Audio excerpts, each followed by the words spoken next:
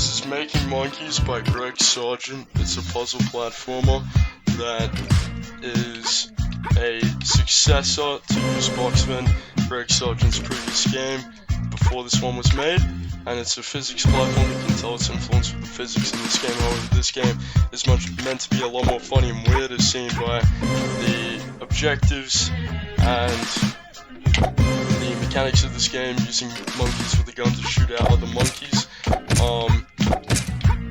The mechanics of this game include using dead monkeys as platforms as shown in that level, moving around the whole horde of monkeys simultaneously, and in this level dropping the gun to use as another platform.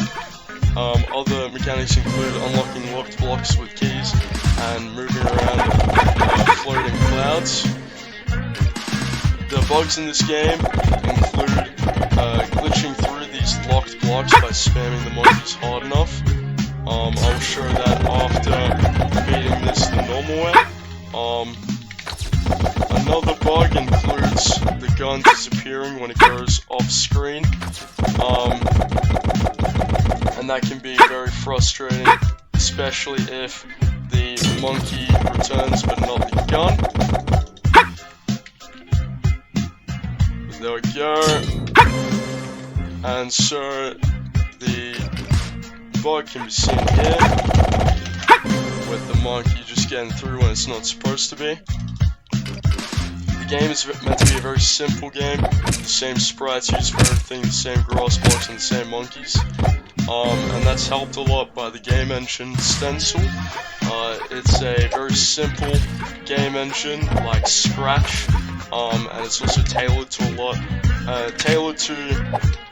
Flash games, which is why it was used for this and a lot of other games from this era.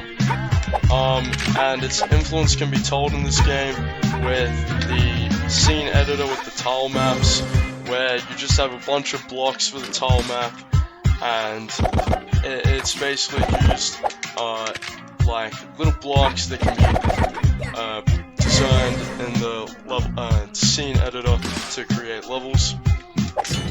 The game is very intuitive, using WASD and spacebar, and if that wasn't even intuitive enough, they have instructions for the first couple of levels, and then they have walkthroughs accessible in the top right hand corner that show how to beat every level. And so it is very intuitive, and the user experience is good because of that, and it's also helped by the speed of the game. But yeah, when the monkey goes off screen, you can see the gun disappears, so I cannot beat the level. But yeah, the game runs at very constant 60 FPS, which is quite average because my computer is very high powered. But that doesn't really bother the average user experience, and furthermore, the latency is very good with no response time issues. But yeah, on this last level, if you spam the monkeys, you can see my FPS dropping, getting down to 15, 16, 14, 11.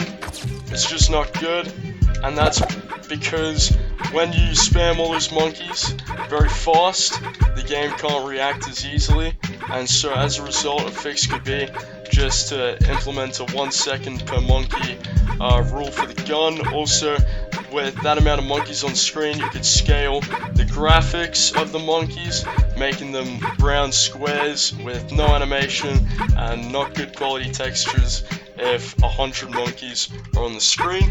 And as I said, just making the animations less in-depth as well. Also, with the sound effects going weird with the 100 monkeys on screen, you can mitigate that by making sure that if two sound effects are overlapping, that they no more can overlap. Also, for my own game, I'm gonna implement these along with this monkey not being fully animated and saving on processing power, as only the top half is seen in the game files. I'm gonna implement stuff like that in my own game to save on processing power, and I'm also gonna make sure that there's a lot of mobs on my screen that I scale the quality of them with the amount of them on screen, and I'll try to maintain my game's simplicity and fun.